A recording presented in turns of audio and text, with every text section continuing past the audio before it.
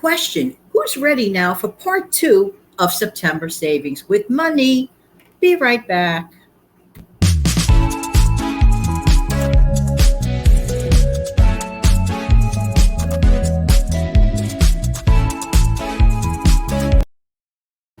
Hey, this is Jan from New York City, and my channel name is Jan from New York City Saves Money. How's everybody doing today? Hope that this video, as always, finds everybody doing well. If you are brand new here, welcome, welcome, welcome. If you are a veteran here, a sincere and humble thank you, thank you, thank you. If you just drop by to say hello, hello. Hope you come back one day and stick around. Thanks everyone for liking and sharing this video. I really do appreciate every single one of you. Let's jump into number 9. Number 9, because we did the first 8 yesterday, and if you've missed that, just simply go back to part 1 yesterday. Okay, so number 9th tip, got to put on the old trusties. All right, hook up with your level payment plan. This is an electric and gas plan that, for example, that is offered through many utility companies whereby you get a flat rate based upon your past performance as far as billing the previous year. You may be happily surprised to find out that your monthly rate, which will be the same exact number every single month for 12 months, it is a great, great thing. Do you like surprise bills? Do you like always wondering, well, gee, I used my my air conditioner way too much last month and you're just scared to open your bill? I don't like that kind of surprise. I like surprise parties, but that kind of surprise I can do without. I much rather know in advance so I could plan for and have it ready the money that is needed for my electric and gas bill. I even did a video on this. As I mentioned, I'm going to hook it up in the description box below. I got mine down to $69 a month. For a person living in New York City, $69 a month for gas and electric is cheap. Cheap, cheap, cheap, no surprises, same number every single month. I do have to upgrade every June though, and it will show you that in that video. And it wouldn't be a video without that bird clock. Ay, ay, ay, ay, ay. Just saying. Just saying. I don't like those other nasty surprises though with the electric bill. So strongly consider, if you haven't done so already, find out if that's available in your area.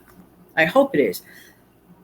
Next, run your clothes dryer less. If you are blessed enough to have a backyard and you don't have a clothing line hooked up back there or somewhere where you could hang out your clothes on a beautiful day, we still have lots of warm days left. It's not like we're jumping right into winter just because the calendar turned to September. No.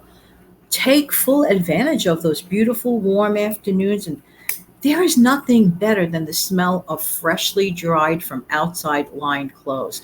Sun dried. Oh, you just can't get that. You just can't get that from a machine.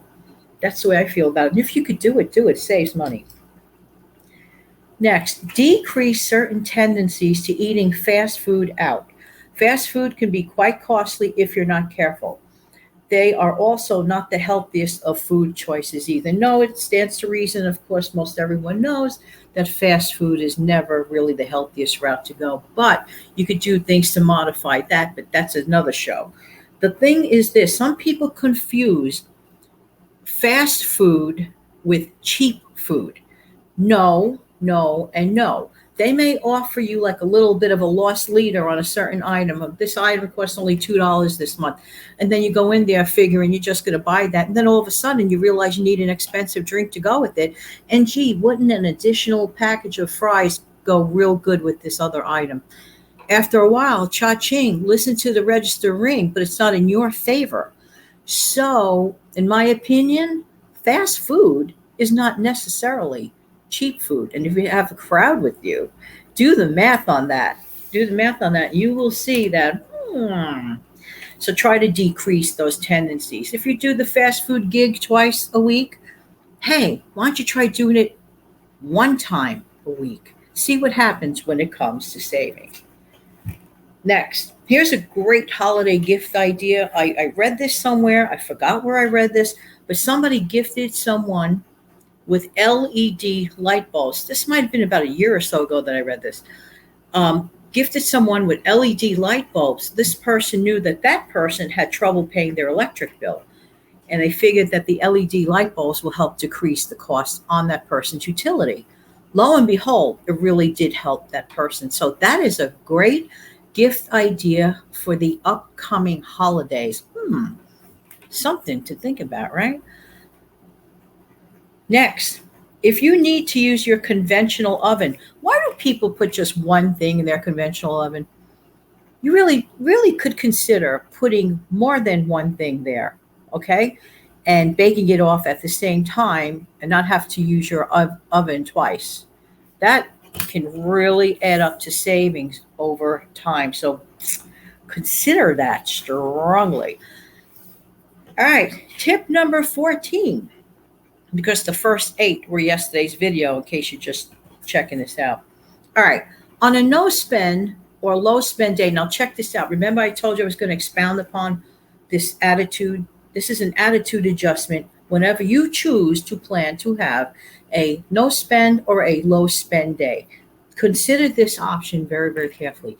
On those days that you have pre-chosen, have pre-written down in your little trusty notebook or wherever you indicated it, on that day, make that the same day that you decide to clean out your refrigerator or work on one drawer that's disorganized or work on a section of your closet. Nothing overwhelming, nothing crazy, but you will not feel a sense of deprivation. You will not feel a sense of loss, because we have become, in our society, in my opinion, so addicted to spending all the time. It's almost like you feel like you're out of touch with the world if you're not spending something. Well, I don't feel that way. I could easily have a no spend day. That's my favorite day. And hopefully many folks viewing feel the same way that I do.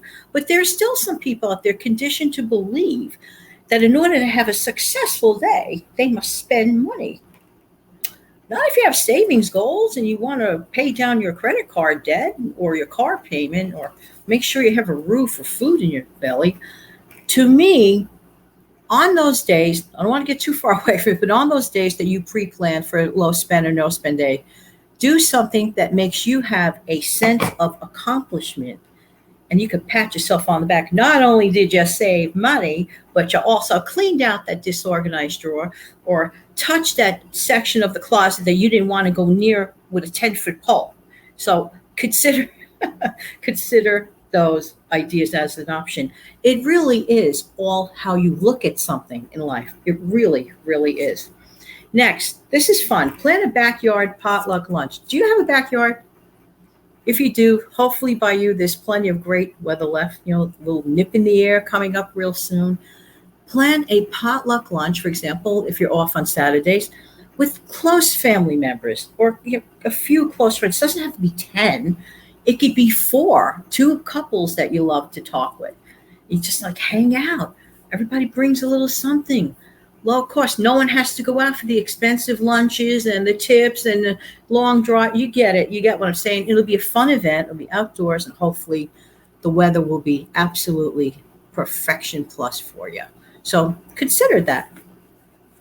And next and finally for this month's tips, take a personal day off for you. I don't necessarily mean call in and take a personal day, but take some time, whether it's 2 or 3 hours on a free afternoon. Unblock some of the unnecessary, here we go again, checking your life schedule. Unblock some of the unnecessary clutter, mental clutter in your life, and take a day off for you. You could do an at-home spa. You could do your own a mani-pedi. You will be amazed at how much money you will save. It's just really an amazing thing. You know, I thought that I had indicated on here something else, and I didn't mention it. Oh well. Well, I'll consider it as a bonus then. Consider not getting your hair cut this month and not going for that mani-pedi. Just this month. Just 1 month. Again.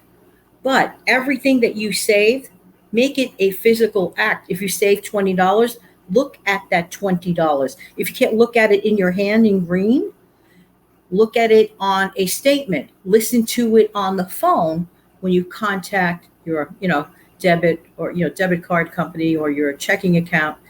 or your savings account, and you see how you did not spend and you chose to keep it in a safe, wonderful place. There you go. You could do it. We could do it. Yay. Wishing everyone a happy September. And I'm going to be back in a few days. I mean, of course, I'm still uploading, but I want to come back as a topic to see where we're at with the money savings challenge. This should be fun. So let's talk about that in the not so distant future. Okay? Okay, deal. In the meantime, this has been Jan from New York City. Thank you so much for viewing. Why? Because I really do appreciate who? You. Don't forget to come back in the future for some more savings, tips, tricks, and all that good stuff. Again, I'm going to attempt to close the show. Wish me luck. Let's see what happens.